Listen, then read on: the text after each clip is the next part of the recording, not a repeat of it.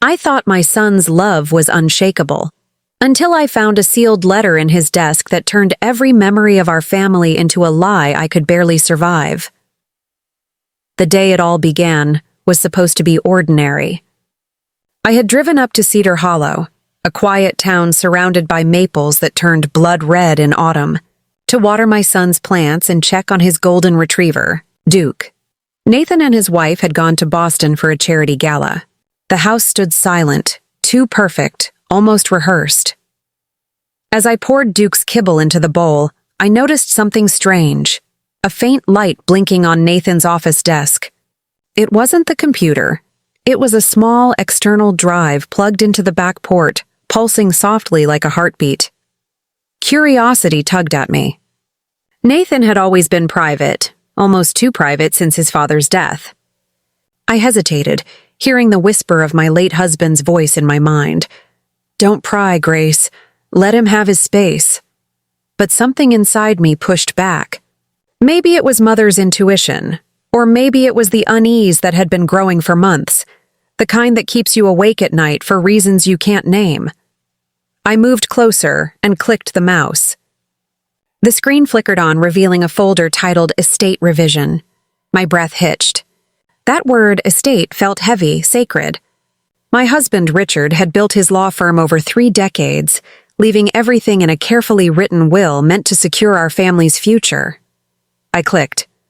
Inside, dozens of documents appeared, each stamped with a date no more than a week old. The top one read, Revised Last Testament, Richard Holden.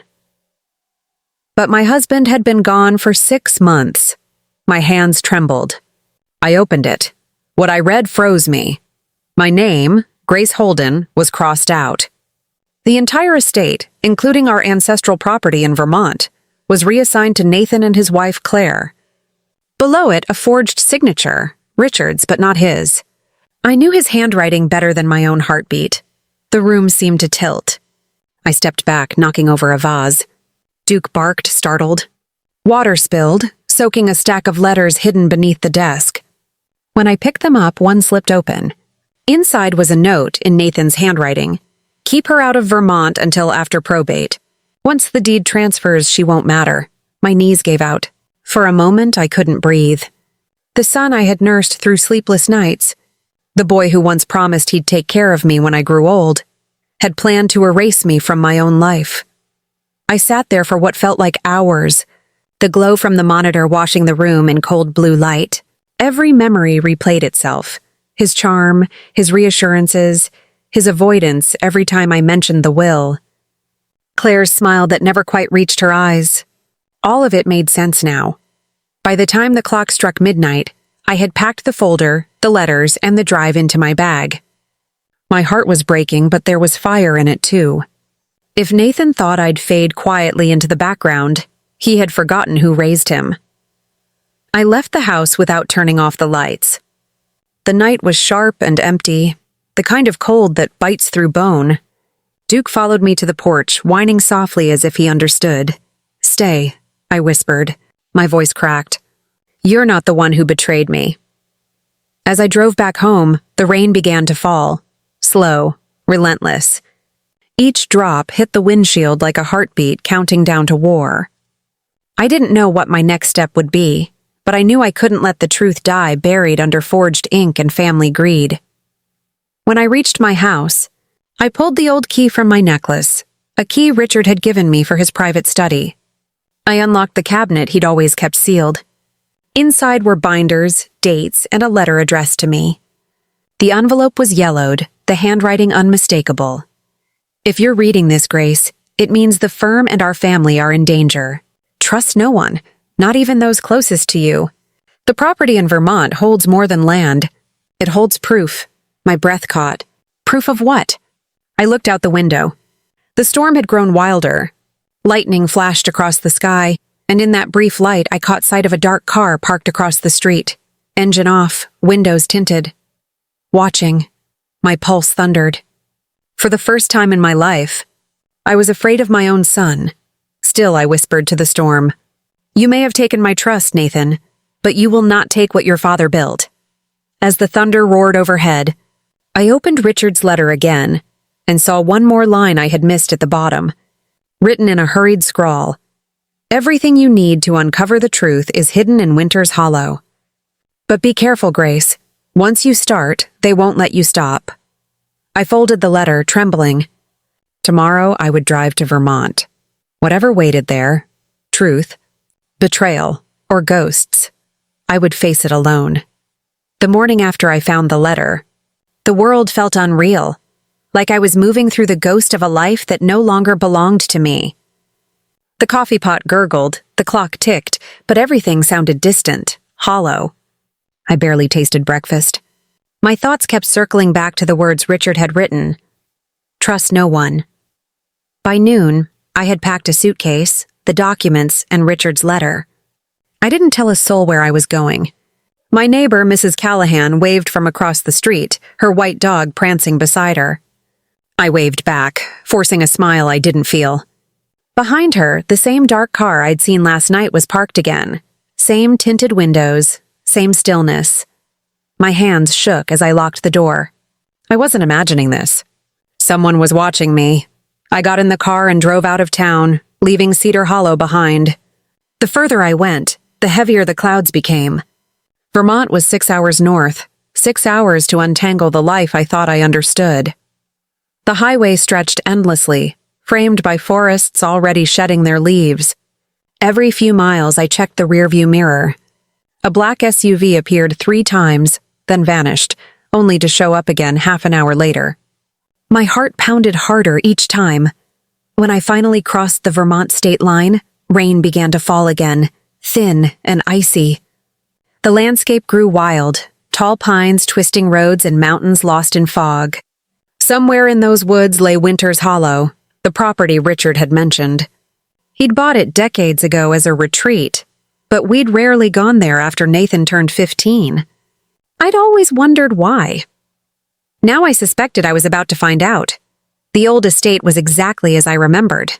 A massive Victorian house perched on a hill, its roof line sharp against the stormy sky. The iron gate screeched as I pushed it open. Ivy had swallowed most of the stone walls. Windows glimmered faintly, reflecting lightning. Inside, the air smelled of dust and memories. I turned on a few lamps, their glow weak against the gray light seeping through the curtains.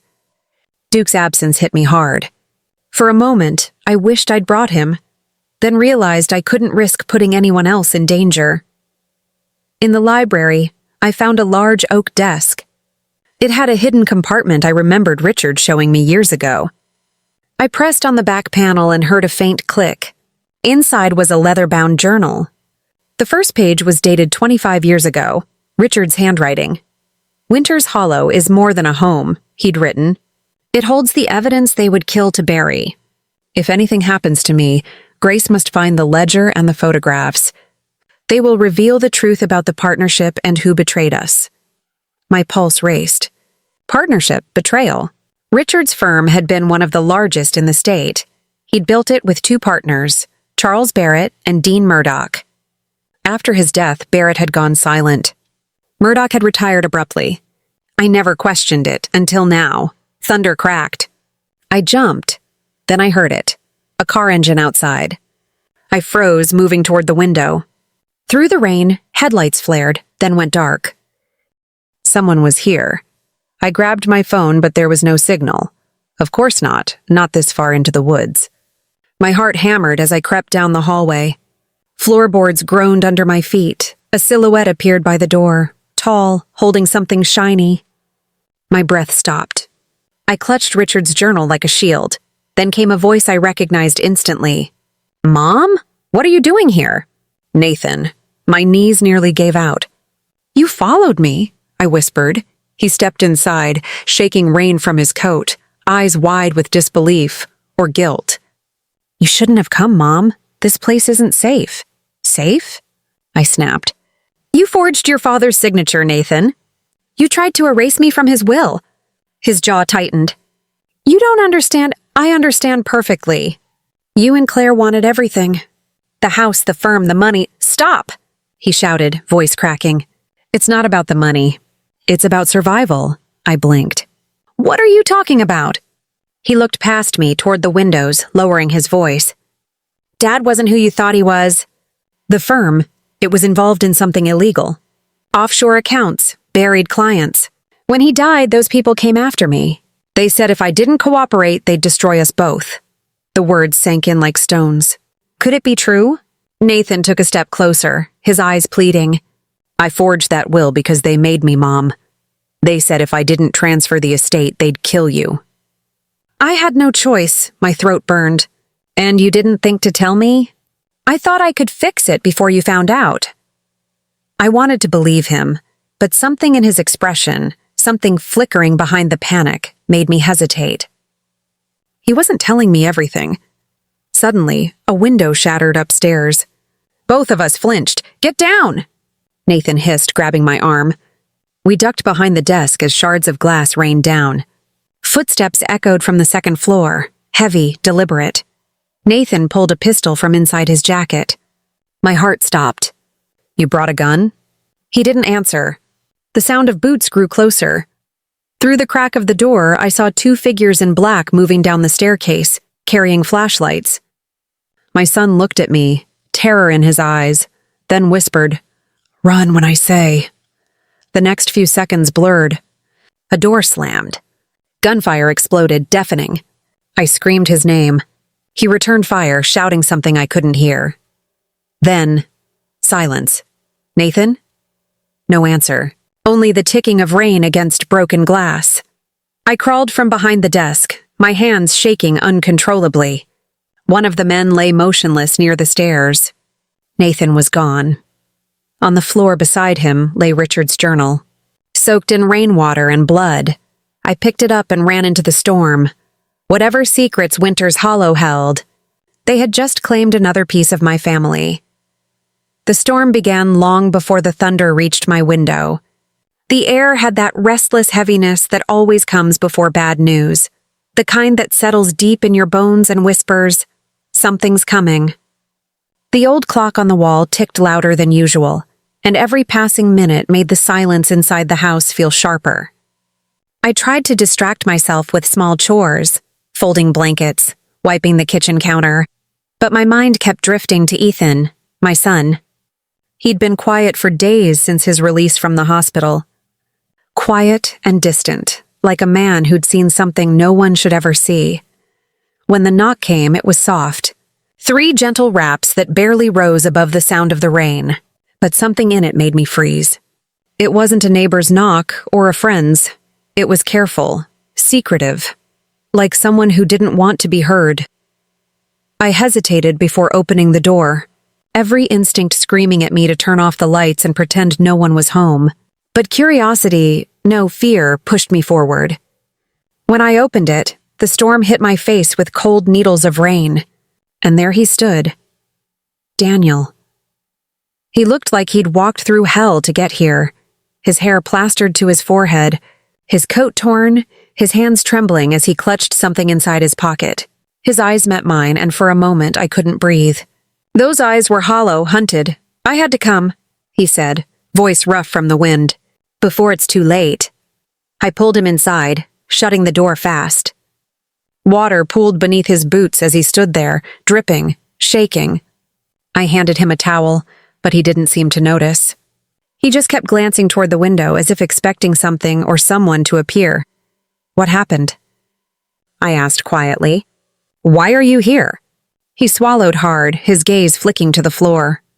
"Because you're not safe, Mary. They know." The words made my stomach twist. "Who knows what?" "Bradford's men. They found out Ethan survived. For a heartbeat, I couldn't speak. The only sound was the rain hammering the roof, steady as a drumbeat. "That's impossible," I said, finally shaking my head. "We were careful. No one outside the hospital knew he was alive." Daniel looked up then, his face drawn and pale. "You don't understand. Austin Bradford owns this town. The sheriff, the doctor, the mayor, they all owe him something. He's got eyes everywhere and he doesn't forgive mistakes. If your boy lived, that means someone failed him. And when Bradford feels betrayed..." He didn't finish. He didn't have to. I sank into the nearest chair, my hands trembling. The image of Ethan lying broken by that ditch flashed through my mind. His torn clothes, the whisper on his lips before he blacked out. It was her father. Bradford. That name alone carried the weight of dread. "Why are you helping me?" I asked after a long silence. Daniel didn't answer right away. He reached into his coat pocket and pulled out a folded photograph, old, worn at the edges. He laid it gently on the table between us.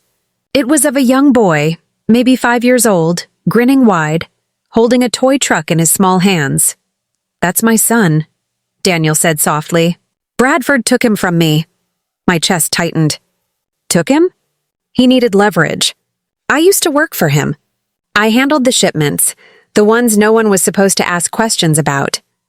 I tried to quit when I realized what they were doing. That's when my boy disappeared.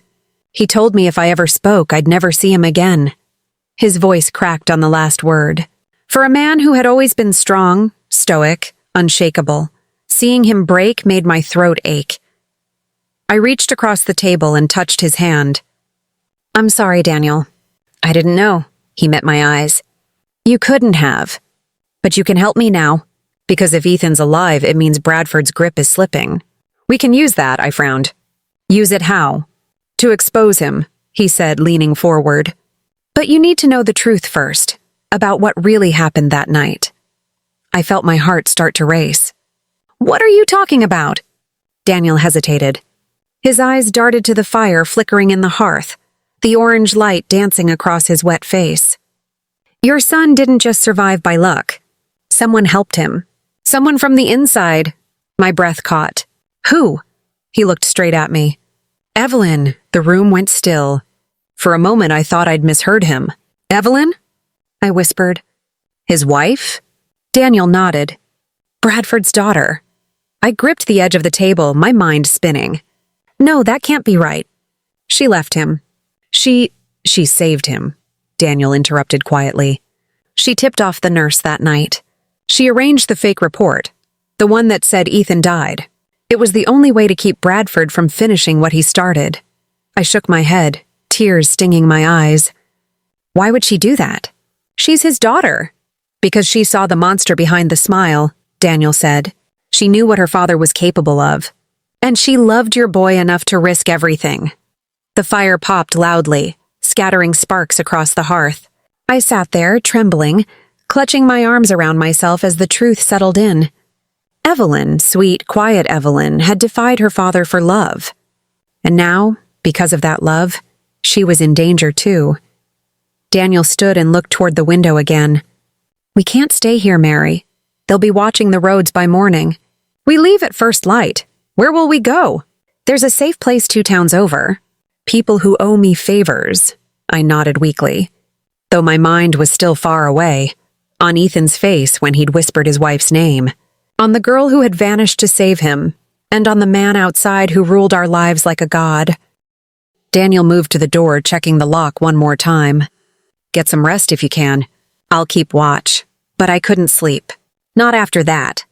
I sat by the window, staring into the storm. The wind moaned through the trees, bending them until they looked like shadows reaching out of the earth.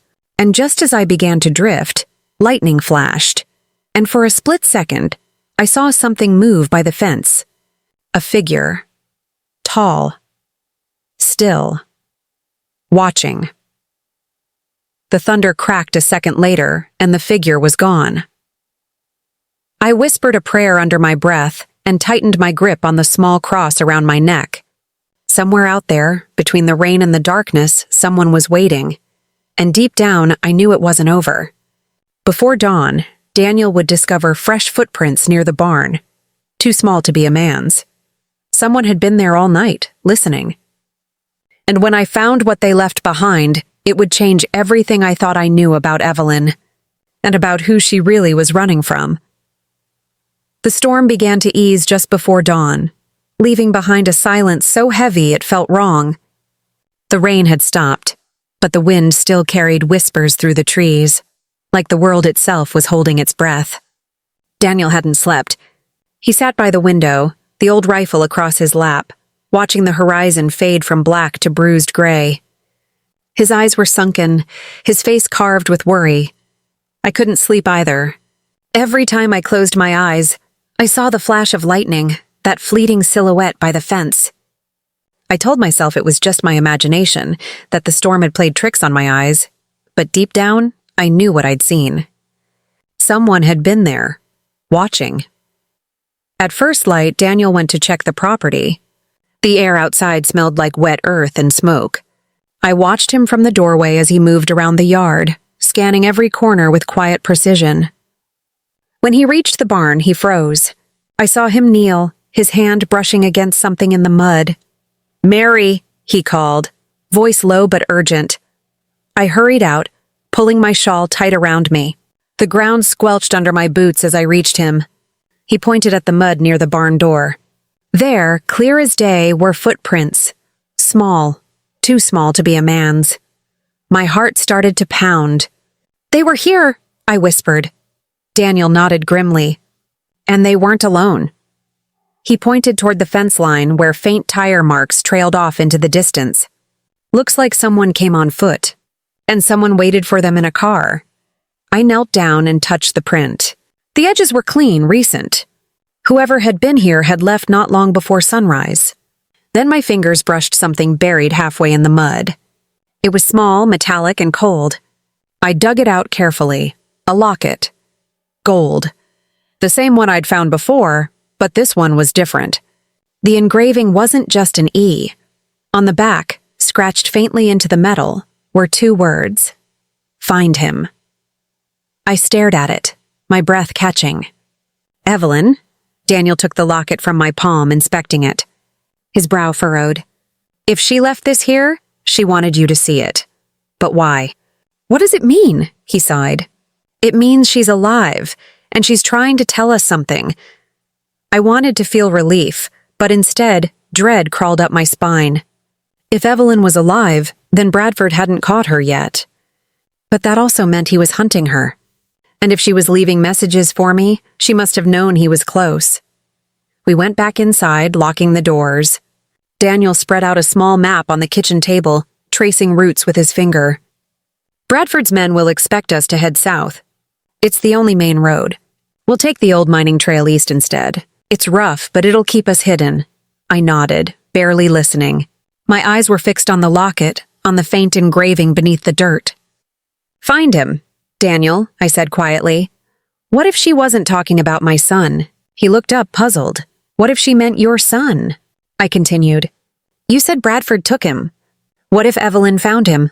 For a moment, the color drained from his face. He stared at the locket as though seeing it for the first time. "No, that's not possible.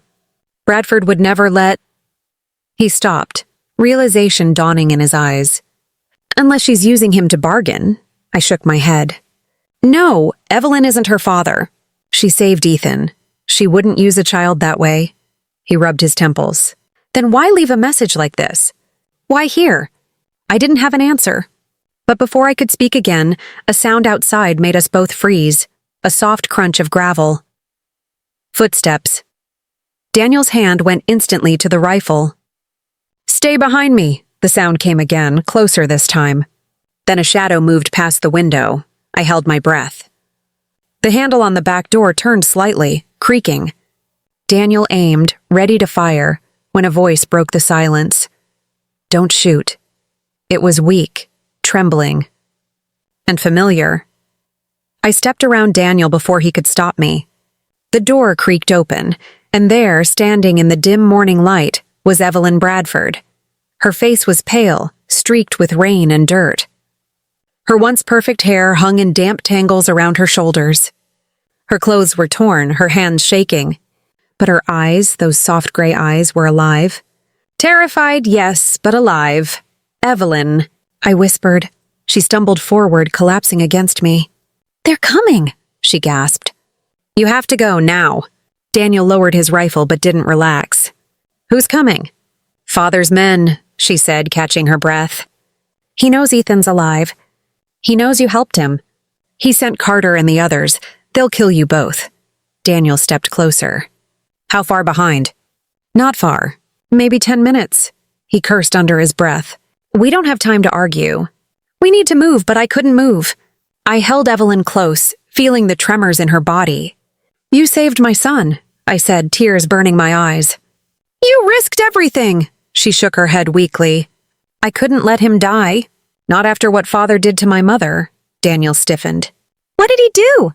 Evelyn looked up, her voice barely a whisper. He killed her. Made it look like an accident. When she tried to leave him, he pushed her down the stairs. A heavy silence filled the room. Outside, the wind rustled through the wet grass. I looked at Daniel, his jaw tight, his hands trembling with rage. That's who we're dealing with, she said. He'll burn this whole town to ash before he lets anyone expose him. Daniel grabbed his coat. Then we'll give him a reason to burn. We gathered what little we could carry. Food, ammunition, a small box of photographs. Evelyn led us through the back fields toward the old mining trail. The sun was just beginning to rise, spilling faint gold over the hills. For a moment it looked almost peaceful, like the world had forgotten the darkness waiting beneath it. But peace was an illusion. Halfway across the field, Evelyn stopped. Listen, she said. At first I heard nothing but the wind. Then it came, the low rumble of an engine. A car, fast. Daniel turned to us, his voice firm. Run! We sprinted through the tall grass, breath ragged, hearts pounding. Behind us, the sound grew louder. Then came the screech of tires and the slam of a car door. Go! Daniel shouted, raising his rifle. I'll hold them off, no! I cried, grabbing his arm. You'll die! He gave me a sad, steady smile. Someone has to buy you time.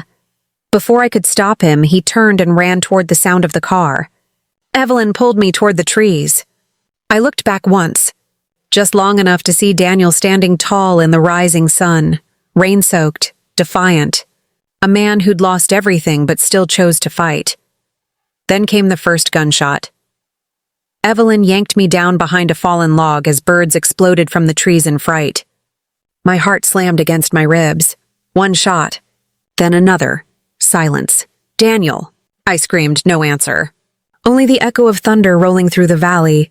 Evelyn's hand tightened on mine. Her voice was steady, but her eyes shone with tears. We have to keep moving. He did this so we could live. And as the first rays of sunlight broke through the clouds, I realized something I hadn't before. The real storm wasn't behind us anymore. It was ahead, and it had just begun. As we reached the edge of the woods, Evelyn stopped, staring at something half buried in the dirt.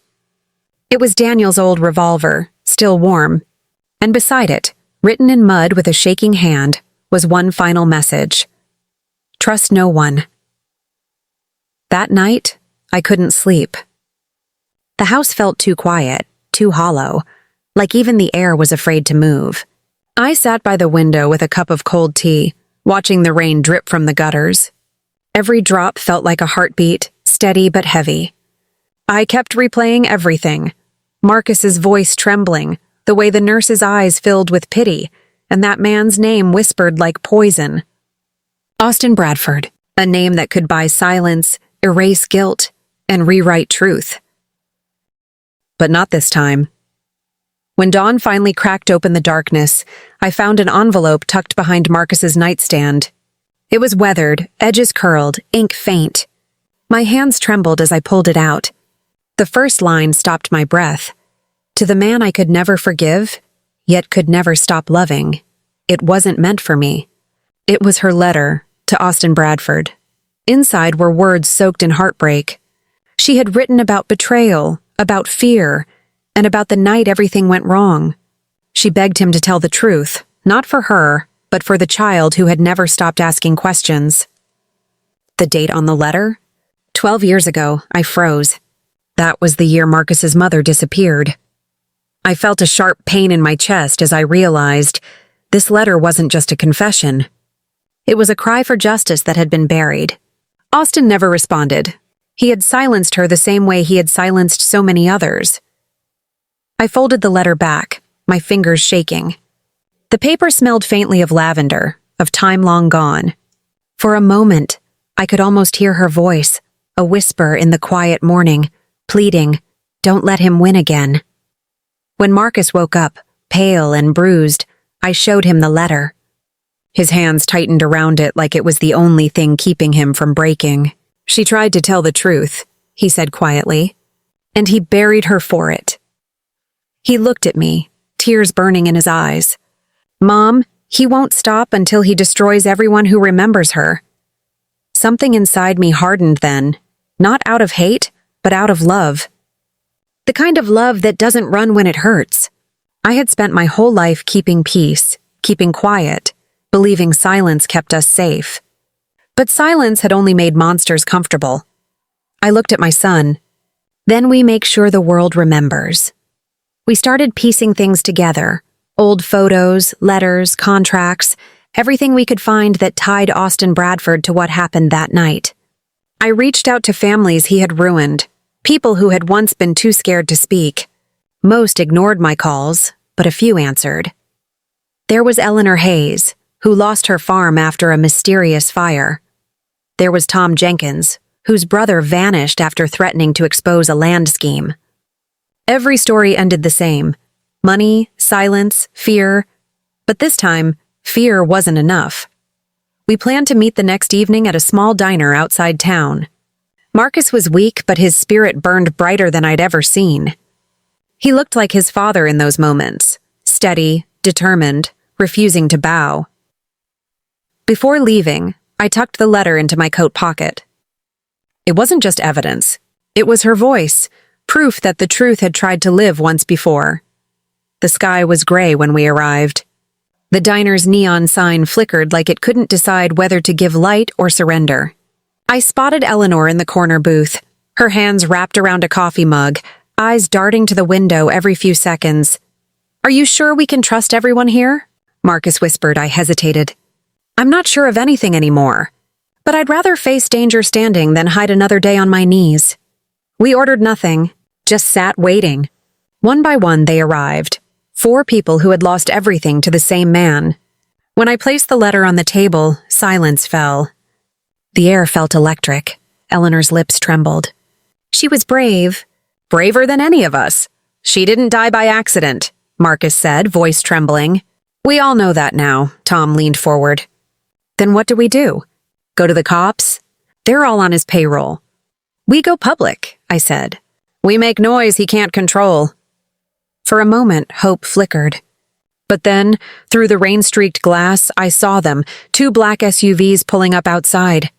My stomach dropped. Marcus turned pale. "They found us." Time slowed. The door swung open. Men in dark coats stepped inside. Their eyes didn't search. They knew exactly who they came for. My pulse pounded so hard I could taste blood. The leader, tall and cold as marble, nodded toward me. "Mrs. Carter, Mr. Bradford would like a word." I stood. "Tell him he can have all the words he wants. But this time, the world will hear mine too."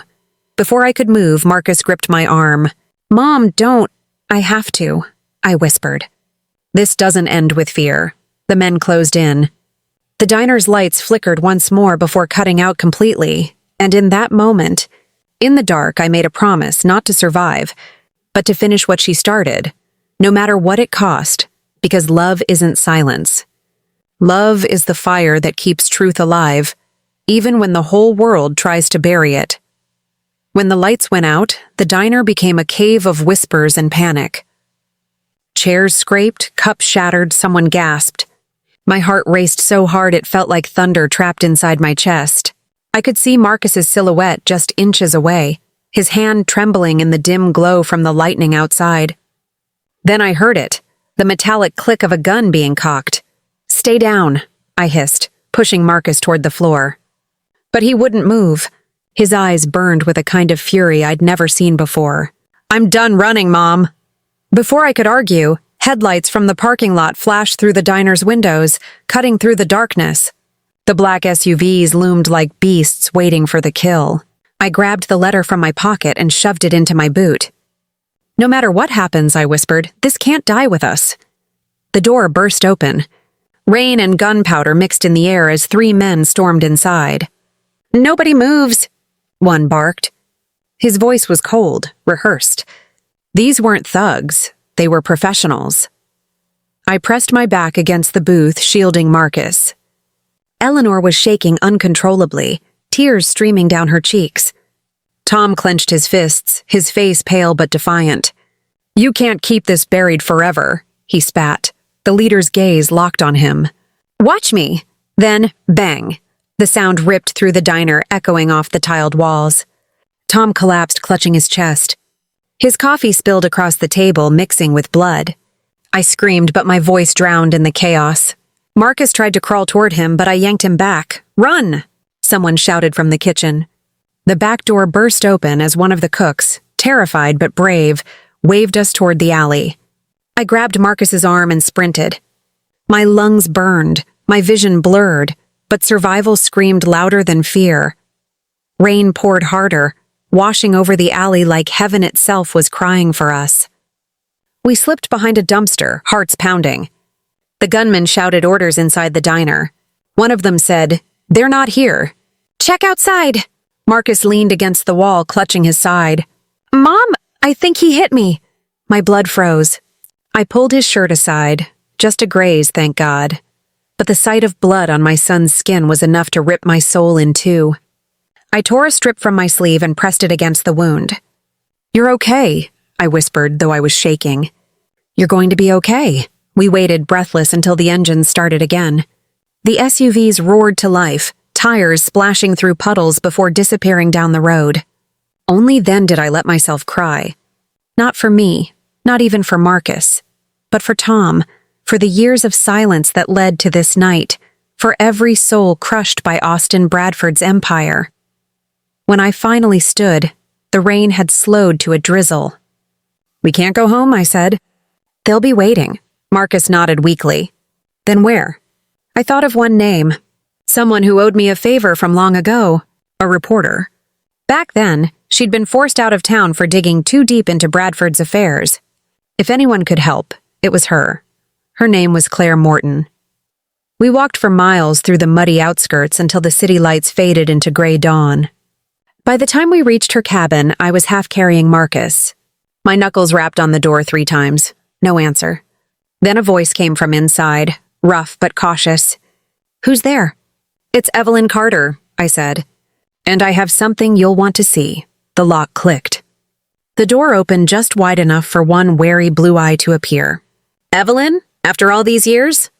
She looked older, sharper, but the fire in her eyes hadn't dimmed. "You shouldn't have come here," she said, pulling us inside quickly. "If they followed you, they didn't," I cut in. "But they will if we don't move fast." I handed her the letter. She read it silently, her face tightening with every line. When she finished, she exhaled shakily. This changes everything." "It proves Austin Bradford's been covering up crimes for decades," I said. "It ties him to her disappearance, Marcus's mother, and maybe to half the missing people in this county." Claire's eyes flicked toward Marcus, who sat slumped on her couch. "He's hurt." "It's nothing," Marcus muttered. She grabbed her phone and started dialing. "I have contacts in Atlanta. Independent journalists, not bought out by Bradford's money.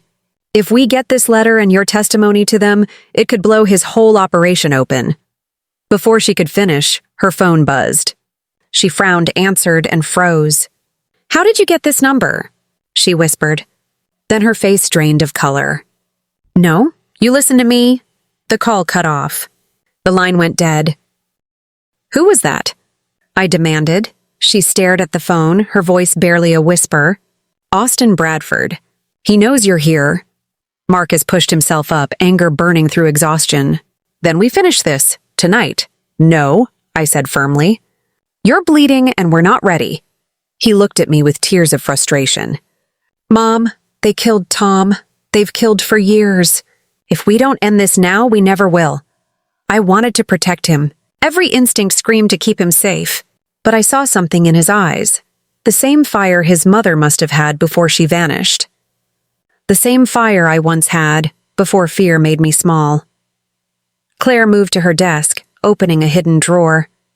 Inside were flash drives, documents, a small revolver. "If we're doing this," she said, "we do it smart. I'll leak everything I've got on Bradford's shell companies and land fraud." But we'll need a confession, something personal. I pulled the letter from my boot again. What if this is the confession? She shook her head. It's not enough to destroy him. We need his voice, his words. Marcus stepped forward. Then I'll make him speak. For a long moment, no one said anything. The rain had stopped. The sun was trying to push through the clouds, but it couldn't quite break free. And that's when I realized we weren't just fighting for truth anymore. We were fighting for redemption. For every life Austin Bradford had crushed under his greed. I looked at Marcus and Claire. Then we end this, I said. Together. Outside, the wind picked up again, carrying with it the faint sound of sirens in the distance. The war for the truth had begun, and there was no going back. By nightfall, the air outside Claire's cabin was thick with tension. The wind carried the smell of wet pine and gasoline from some distant road, and every creak of the floorboards made my heart twitch. We had locked every door, pulled every curtain, but fear still slithered through the cracks. Marcus sat near the fire, pale but alert, a towel pressed against his wound. Claire was at her desk, typing feverishly. Every few seconds, her fingers paused over the keys, hesitant, cautious, haunted. How long before they find us again? Marcus asked. Claire didn't look up. If he's already traced my number, maybe hours. Maybe less. Her voice trembled, not from fear of dying, but from fear of failing. That was something I understood all too well. I sat on the floor beside Marcus, holding the letter that had started this storm. Your mother tried to do the right thing once, I said softly, and they silenced her. But not this time. This time we speak loud enough for heaven to hear. Marcus nodded, eyes glistening. I just wish I'd known her. I wish I could have told her I wasn't afraid anymore. Before I could answer, Claire's computer chimed. A new message flashed across the screen. The sender's name froze my blood. A. Bradford. 3 words blinked back at us. You're making a mistake. Claire's hand hovered over the mouse. He's taunting us, I stood. No, he's warning us. He's afraid. A second message appeared. Come to me, alone, or more blood will be on your hands. Marcus shot to his feet. He wants to lure you out. Yes, I said. And I'm going. No. Marcus's voice cracked. He'll kill you like he killed her. I looked at him, feeling something heavy and certain settle inside me. Then let him try. Because this time I won't be running. Claire grabbed my wrist. Evelyn, don't. That's exactly what he wants. We can leak everything tonight. I just need 1 more hour. 1 hour? I whispered. Tom's already dead. Others will be next. Every minute we wait, someone else disappears. Marcus's jaw tightened. Then I'm going with you. No. I reached out, touching his cheek. You stay here with Claire. Protect the truth. If I don't come back, make sure the world knows what happened. He grabbed my hand, his voice breaking. Mom, please. I smiled through the ache. You've already survived what should have killed you. That means God isn't done with you yet. Then I turned and walked out into the storm. The road to Bradford's estate cut through the forest like a scar. The mansion sat high on the hill, lights blazing against the night. It looked peaceful from afar, but I knew better. Peace was the lie that men like him sold to the world while building their thrones on other people's bones. As I reached the iron gate, 2 guards stepped forward. One recognized me. Mrs. Carter, Mr. Bradford said to bring you straight in. They didn't frisk me. They didn't search for weapons. Because they didn't see me as a threat, just another desperate woman too broken to matter. The gate swung open with a groan. My shoes clicked against the marble as I entered the house. The air smelled of cigars and money. Portraits of Bradford's ancestors lined the hallway, smug faces painted in oil, men who had never known guilt or consequence. And there he was, standing at the far end of the grand room like a king in exile. Austin Bradford. His hair was silver now, but his eyes, those cold, calculating eyes, hadn't changed a bit. Evelyn Carter, he said, his voice smooth as poisoned honey. You look just like her. Do you know that? I kept my distance. You mean Marcus's mother? He smiled faintly. Ah, yes. The woman who thought love could change anything. He turned toward the fireplace, swirling a glass of whiskey in his hand. She was wrong. You all are. I felt my fist tighten. She was right about one thing. You destroy everything you touch. He sipped his drink calmly. Destruction is a strong word. I prefer business. Business, I spat. You murdered her. He didn't flinch. She made choices. Dangerous ones. She wanted to expose deals that would have cost hundreds of jobs, crippled the town. I couldn't allow that. You couldn't allow the truth, I said. He smirked. Truth is a luxury for people who can afford it. Something in me snapped. You talk like God, but you bleed like any other man. For a moment, his mask slipped. Careful, Evelyn. I'm not afraid of you anymore, I said, stepping closer. The world will know what you did. Claire has the files, the recordings, everything you've buried. Even if I die tonight, it won't matter. It's already too late. His hand twitched. I saw the flicker of panic behind his eyes. You think the world cares about your sad little story? He sneered. They'll forget you by morning. Maybe, I said quietly. But God won't. He moved fast, faster than I expected. His hand went to his jacket. I lunged before he could pull the trigger, knocking the gun aside. It clattered across the marble floor. His glass shattered. He grabbed me by the throat, his face inches from mine. You don't understand, he hissed. This town needs me. I stared straight into his eyes. No, it needs saving from you. I swung the nearest thing I could grab, a bronze candle holder, hard across his temple. He stumbled, dazed, crashing into the table. The gun slid toward me. I grabbed it. For a moment, I pointed it straight at him, my hands shaking. Do it, he taunted, blood dripping down his face. You think you're better than me? Pull the trigger. But I didn't. Because if I killed him, I'd become the thing he wanted me to be. Angry, broken, lost. I dropped the gun. I'm not here for revenge, I said. I'm here for truth. Then behind me, headlights flared through the window. Tires screeched. Doors slammed. And I heard a voice, Marcus's voice, shouting my name. Mom! My heart stopped. No, Marcus, get out! The front door burst open. Claire was right behind him, camera in hand, phone recording. Bradford froze, realizing what was happening. His own words, his confession, had been caught on camera. Claire smiled through tears. Say hello to the world, Austin! He lunged toward her, but Marcus stepped in his way. There was a struggle, a flash, a deafening sound, then silence. When I opened my eyes, Austin Bradford was on the ground. The gun lay beside him. Marcus stood frozen, chest heaving, smoke curling from the barrel. Mom, he whispered, his voice cracking. I didn't mean to. I pulled him into my arms, sobbing. It's over, I whispered. It's finally over. But as I looked down at Bradford's lifeless eyes, I knew one thing for certain. Truth had a price. And tonight we had paid it in full. The sirens came like thunder rolling over the hills. Blue and red lights painted the rain-soaked driveway, flashing across Austin Bradford's glass palace like judgment had finally found its way home. I stood there holding Marcus, both of us trembling, soaked to the bone. Claire was still clutching her phone, recording until the very last second, her face streaked with tears and rain. The weight of what had just happened pressed down on us so heavy it was hard to breathe. Bradford's body lay still on the marble floor, eyes open but empty, his empire collapsing in the silence he left behind. When the police stormed in, their guns drawn, I raised my hands slowly. He's dead, I said, my voice barely more than a whisper. He tried to kill us. They took Marcus away from me then, his hands shaking, his shirt soaked in blood and rain. I tried to follow, but one of the officers held me back.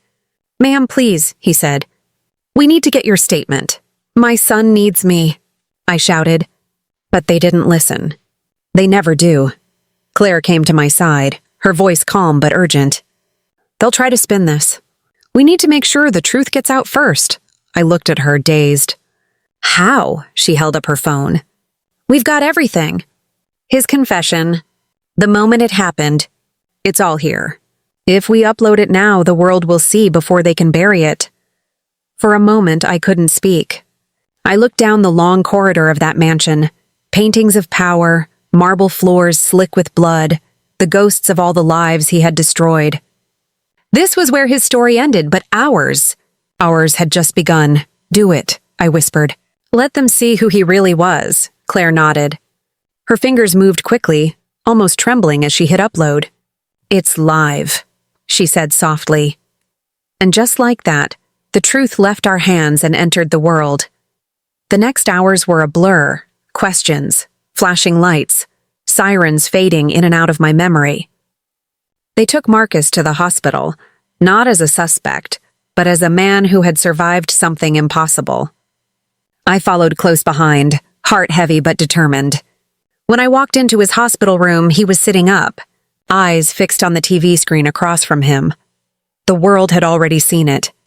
Every network, every social feed, Austin Bradford's confession, his lies, his empire of silence. It was all there. The story spread like wildfire. Local businessman Austin Bradford dead after confrontation with victims' families. Shocking confession caught on video exposes decades of corruption and murder. People finally believed what no one had dared to whisper before. Marcus looked at me, his face pale and haunted. Mom, I didn't mean to kill him. I just wanted him to stop. I took his hand gently. You didn't kill him, son. The truth did. He stared at me for a long moment, tears filling his eyes. Then why does it still hurt? Because it always hurts, I thought. The truth never comes clean. It bleeds. It breaks. It takes pieces of you with it. But I couldn't say that. Not yet. Instead, I brushed his hair from his forehead. Because you still have a heart. And people with hearts always hurt the most. Claire arrived later that night. She looked exhausted but alive in a way I hadn't seen in years.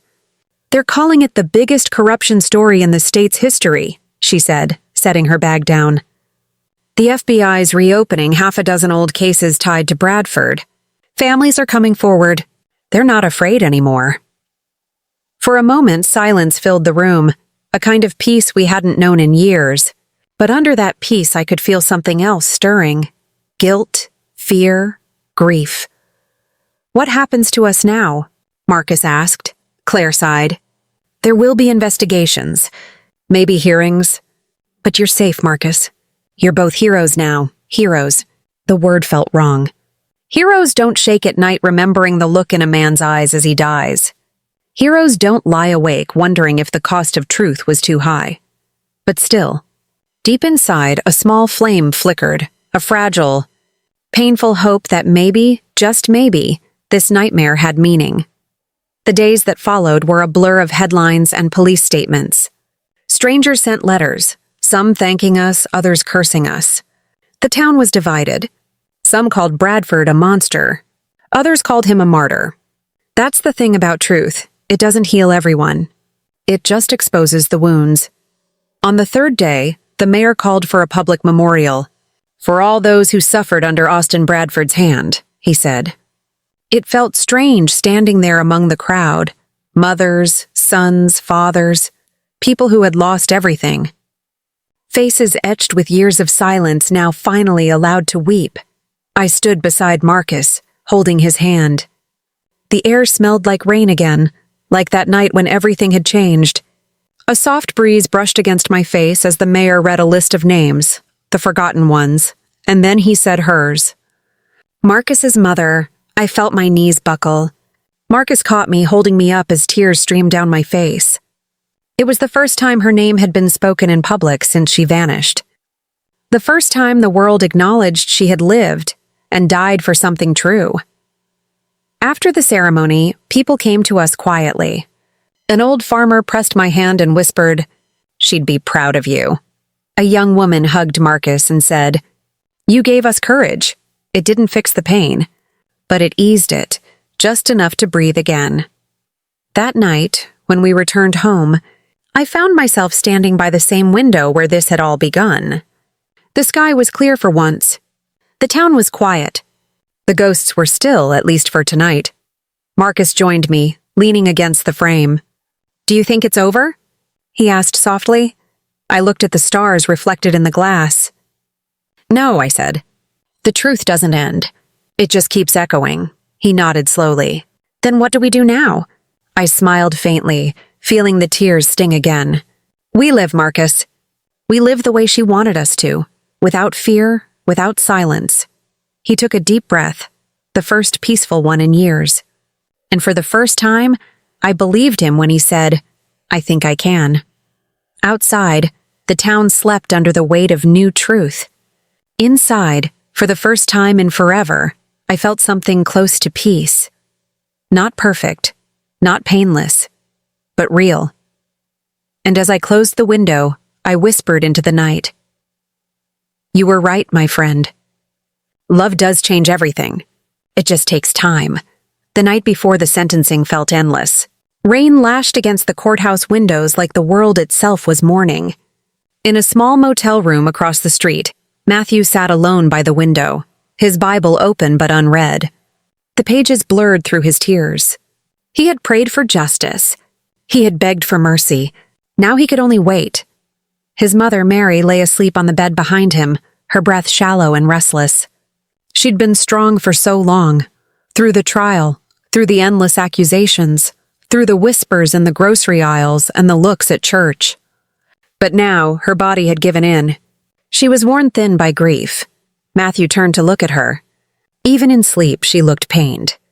Her hands, calloused from years of cleaning and cooking, were clasped tightly around the small silver cross she'd worn since the day his father left. Lord, Matthew whispered, his voice trembling, I can't do this without you. I don't even know if I can stand tomorrow. The rain kept falling, steady and cold. Lightning cracked across the sky, throwing harsh shadows across the walls.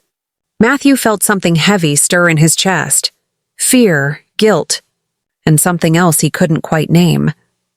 A knock broke the silence. He turned sharply, heart racing.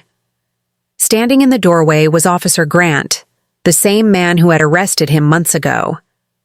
But tonight, Grant's face looked different, weary, human. Mind if I come in? He asked quietly. Matthew hesitated, then nodded. Grant stepped inside, closing the door softly behind him. For a moment, neither spoke. The only sound was the rain and the hum of the old motel heater. I shouldn't be here, Grant began, but I needed to tell you something before tomorrow. Matthew studied him, uncertain. I've seen a lot of men break in that courtroom, Grant continued, eyes on the floor. But I've never seen anyone hold to their story like you did. I thought you were lying, you know? I thought you were just another criminal trying to sound innocent. And now? Matthew asked. Grant looked up, his expression haunted. Now? I'm not so sure anymore. Matthew's pulse quickened. What are you saying? Grant rubbed the back of his neck. There's something off about the evidence. Some of the files, some of the recordings, they've gone missing from the police archives. I asked around, but the higher-ups told me to drop it. That doesn't happen unless someone powerful's pulling strings. Matthew felt his stomach twist. Austin Bradford, he murmured. Grant's eyes flickered. That's what I'm afraid of. His name's everywhere in this town. Money, influence, politics. He doesn't lose. And he doesn't forget people who cross him. Matthew swallowed hard. Then tomorrow. It's already decided, Grant didn't answer. He just looked at the floor, jaw tight. Maybe, but I want you to know I'll keep digging. I don't know if I can change what's about to happen, but I can try.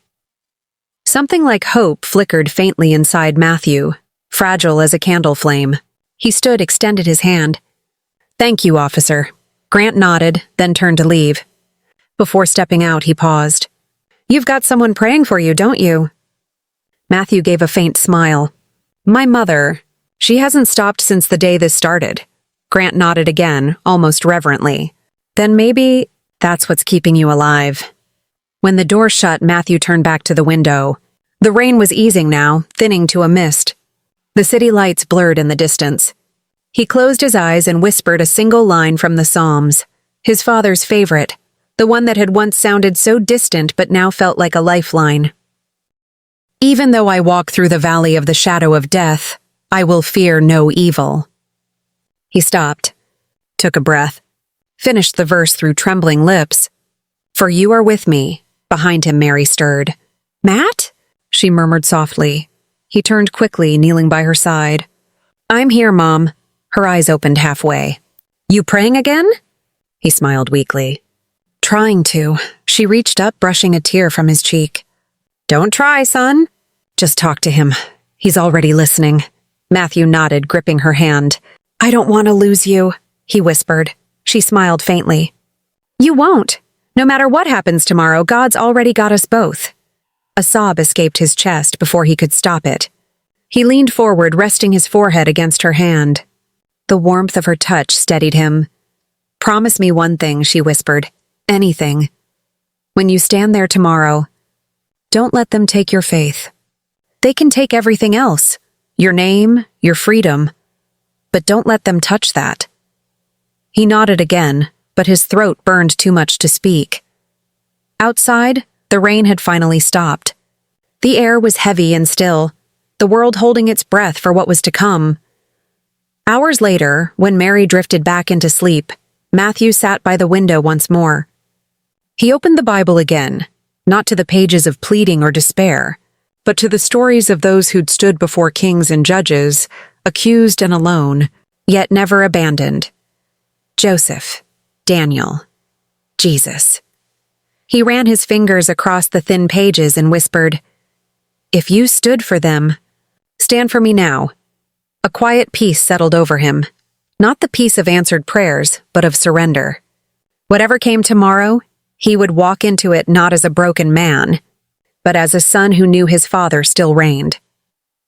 The clock on the nightstand clicked past midnight. Tomorrow, everything would change. But for the first time in months, Matthew didn't feel afraid. He whispered one last prayer before closing his eyes. Lord, if I must walk through fire, let me see your face in the flames. The room grew still. The storm had passed. Morning was coming, and with it, the truth. The morning broke gray and heavy, the courthouse standing like a monument of judgment beneath the low clouds. The streets were still wet from the night's storm, and the air carried the damp chill of waiting. Matthew stepped out of the motel with his mother's cross around his neck, his wrists trembling slightly as he buttoned his shirt. The sky felt too close, like heaven itself was watching. Mary walked beside him, quiet but firm. She looked small against the looming stone of the courthouse, but her eyes, those steady, faith-lit eyes, burned with something stronger than fear. Remember what I said, she whispered, squeezing his hand. No matter what they decide, you stand tall, son. Matthew nodded. His voice was gone. His heart was a drum in his chest. Inside, the courtroom was already full. The townspeople had come early, hungry for an ending. The buzz of whispers filled the air, a sound like bees swarming around guilt and gossip. Some faces were sympathetic, most were not. In the front row sat Austin Bradford, the man who had orchestrated it all, the quiet smirk, the perfectly pressed suit, the arrogance of someone who thought himself untouchable. Judge Mercer entered, solemn and stern, his black robe sweeping the floor. The courtroom fell silent. All rise. Matthew stood, his knees trembling, eyes fixed on the wooden table before him. He could feel his mother's gaze behind him, steady, unshaken. The judge cleared his throat. This court will now render its verdict in the matter of the state versus Matthew Harris. Every word landed like a hammer. Matthew closed his eyes. The prosecutor, sharp and polished, stood ready. She didn't even look at him, just at the papers in her hand, rehearsed and perfect. The defense attorney sat stiff beside him, his own hope worn thin after months of fighting against money, lies, and power. Judge Mercer's voice broke through the silence. The jury has deliberated for 12 hours. We have reached a verdict. Matthew's chest tightened. The world shrank to the sound of paper rustling and breath-catching. The foreman, a middle-aged man with deep lines around his mouth, stood slowly. His voice shook slightly. We, the jury, find the defendant. He paused. The air in the room seemed to stop moving. Guilty on all counts, a gasp rippled through the courtroom. Somewhere behind him, Mary cried out softly, her breath catching in her throat. Matthew didn't move. Didn't speak. His mind went white, blank, silent. The judge's gavel struck once. Order in the court. Words followed. Sentencing, remand, custody. But they all blurred together into a dull roar. Matthew felt the world fade around him. His pulse pounded in his ears like thunder. He turned his head slightly, enough to see his mother standing, tears streaming down her cheeks. Her lips were moving, whispering something over and over. He could barely make it out. God is still here. God is still here. The guards approached. Cold metal closed around his wrists. The chains rattled softly as they led him forward. He looked once toward Austin Bradford. The man met his gaze for just a second, smirked faintly, and looked away. Matthew's breath trembled. "You can take everything," he whispered under his breath. "But not my soul." The guard nudged him toward the door. As he passed by the gallery, a young woman, someone he didn't recognize, stood up suddenly. Her voice rang out over the noise. "He's innocent," she cried. "You all know it. You're just afraid of Bradford." Gasps erupted. Cameras turned. The judge shouted for order. The woman was pulled back by the bailiffs, but her words hung in the air like lightning that refused to fade. Matthew turned just for a moment and caught sight of her eyes, bright, desperate, filled with the same conviction that had been fading in him. Something in that moment lit a spark in his chest again. Maybe hope wasn't dead yet. Outside, reporters swarmed the courthouse steps, shouting questions and flashing cameras. The guards pushed through them, holding Matthew's arms tight. He barely heard the questions. "How do you feel? Will you appeal? Did you really do it?" He just looked up at the gray sky and whispered, "Father, forgive them. They don't know what they're doing." The rain began again, light at first, then heavier. It soaked his shirt, ran down his face, mixed with tears he didn't even realize he was shedding. Inside the courthouse, Mary remained seated long after everyone else had gone. Her hands trembled as she clutched her Bible to her chest. "You promised, Lord," she whispered through sobs. "You promised you'd make it right." A figure approached quietly. It was Officer Grant. His uniform was damp, his eyes hollow from lack of sleep. He sat beside her, removing his hat. "I tried," he said softly. "I tried to stop it." Mary turned to him, her eyes red but still burning. "Then don't stop now," Grant swallowed. "You think I still can?" She nodded.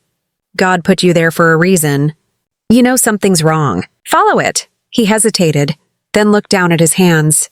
"You think he still listens to people like me?" Mary smiled weakly through her tears. "He listens especially to people like you." Grant's jaw tightened. He stood. "Then maybe it's time I stop being afraid of who's watching." Outside, as the police van pulled away, Matthew caught one last glimpse of his mother through the window. She was standing under the rain, her hand raised, the small silver cross glinting faintly against the storm-gray sky. He pressed his palm against the glass. Even as the city blurred past, even as the chains dug into his wrists, he felt a strange peace fill him. Maybe this was what faith really was. Not the absence of suffering, but the courage to keep believing when everything seemed lost. Hours later, as the van drove toward the correctional facility, the driver received a sudden call. He answered briefly, frowning. "You sure about that?" he muttered. "All right. I'll pass it along." Matthew looked up. "What's going on?" The guard sitting across from him shook his head. "Nothing that matters to you." But in that instant, through the rain-smeared window, Matthew caught sight of something impossible. A man running through the parking lot, waving papers in the air. Officer Grant. His voice, though muffled by glass, carried one unmistakable word. "Evidence." The van turned a corner. The sound faded, but the word echoed inside Matthew's chest like a promise. Something was shifting. Somewhere. The truth was fighting its way to the light, and maybe, just maybe, God wasn't finished yet. The night after the verdict, the prison cell was colder than usual. Matthew sat on the edge of the narrow cot, the air smelling faintly of iron and damp concrete. Every sound echoed, the clanging of distant gates, the shuffle of guards' boots, the whisper of men who'd stopped believing in tomorrow. He stared at the small barred window above him.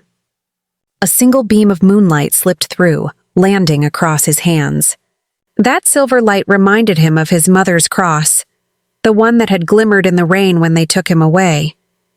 He closed his eyes and whispered, "Lord, I'm tired.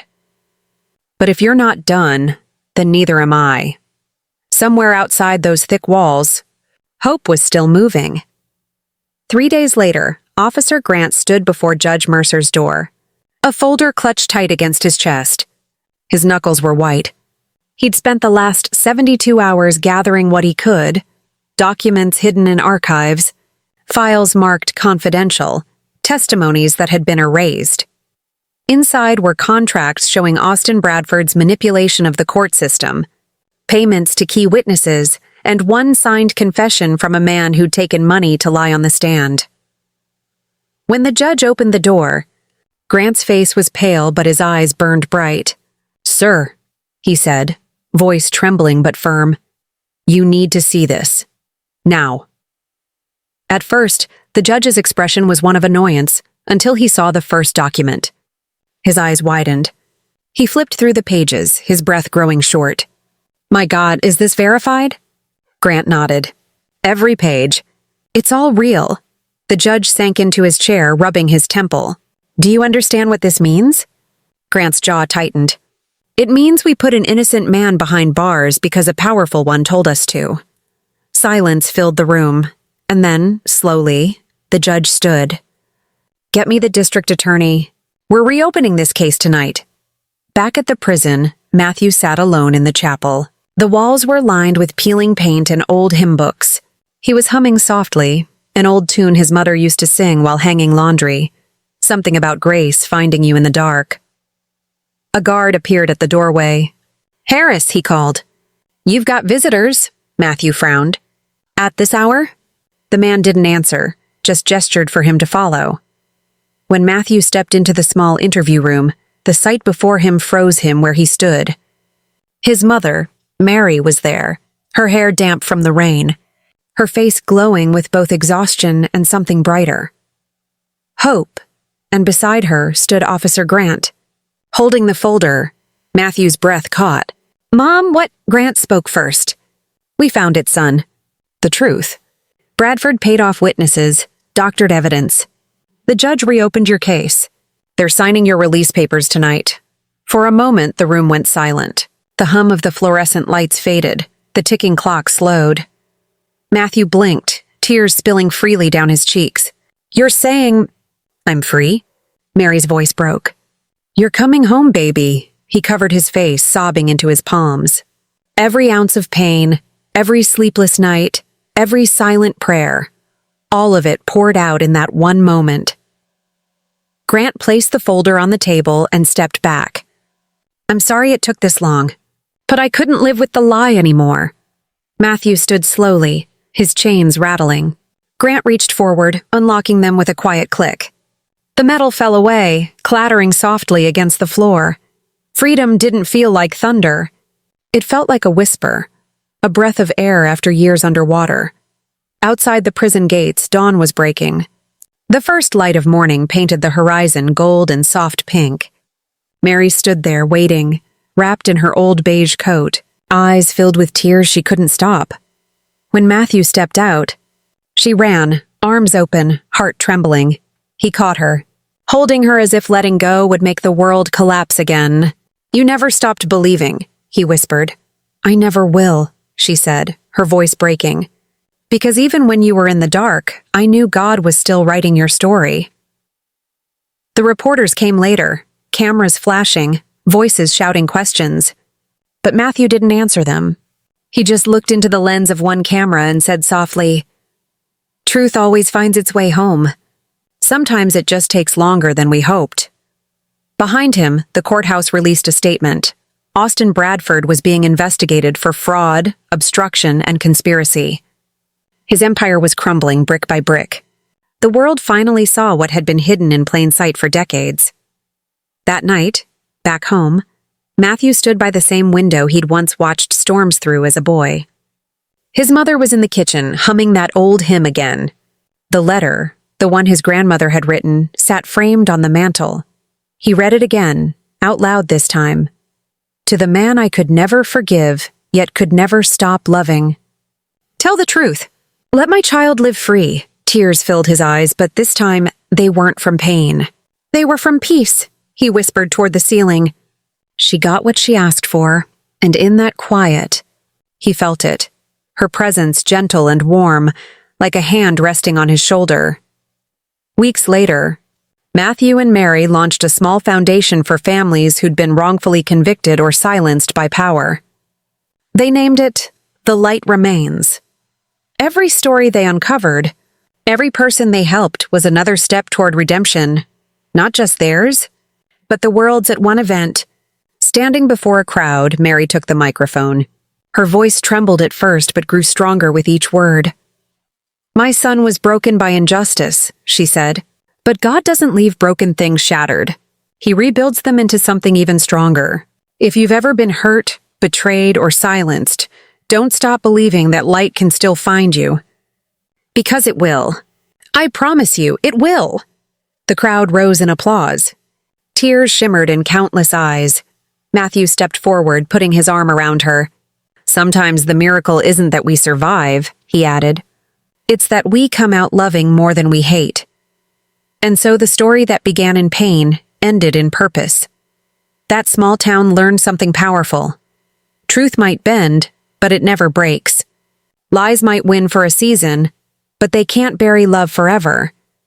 Justice isn't just about laws. It's about hearts choosing courage over fear. So if you're watching this right now, if your world feels dark, unfair, or hopeless, remember this: your story isn't over. The same God who pulled Matthew out of that cell can lift you from your own. He can turn your pain into purpose, your tears into testimony. Don't give up. Don't let the darkness convince you it's the end. Because when all seems lost, that's when light begins to rise. If this story touched you, hit subscribe, share it, and stay with us. Because every week, we tell real stories of faith, redemption, and hope. Someone out there needs to hear what you just felt tonight. Let's spread it together.